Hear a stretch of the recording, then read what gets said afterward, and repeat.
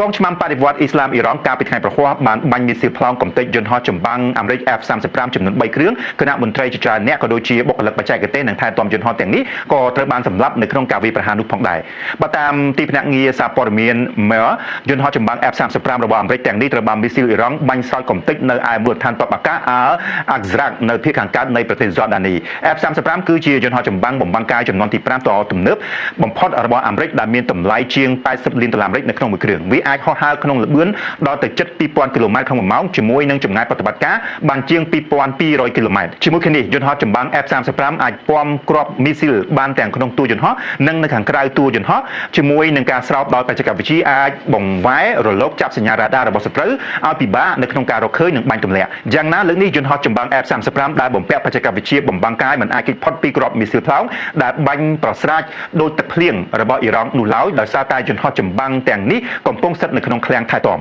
ការបាញ់កំទេចយន្តហោះ F-35 ពីសំណាក់អ៊ីរ៉ង់បានកាប់មានឡើងប្រមាណម៉ោងប៉ុណ្ណោះបន្ទាប់ពីអាមេរិកបានបាញ់មីស៊ីលវាយប្រហារលំនៅឋានមួយកន្លែងនៅលើកោះ Qasem នៅភាគខាងត្បូងអ៊ីរ៉ង់ដោយបណ្ដាលឲ្យមនុស្ស2នាក់បានរងរបួសទីបញ្ជាការកណ្ដាលអាមេរិកប្រចាំនៅតំបន់មជ្ឈិមបូព៌ានិយាយថាមូលហេតុដែលកងកម្លាំងអាមេរិកបានបើកការវាយប្រហារប្រឆាំងនឹងអ៊ីរ៉ង់គឺដើម្បីឆ្លើយតបទៅនឹងកងឆ្មាំបដិវត្តអ៊ីស្លាមអ៊ីរ៉ង់ដែលបានបាញ់ផ្លោងមីស៊ីលជាច្រើនគ្រាប់សម្ដៅមកលើកងកម្លាំងអាមេរិកដែលកំពុងឈរជើងនៅក្នុងមូលដ្ឋាននៅឯតំបន់មជ្ឈិមបូព៌ា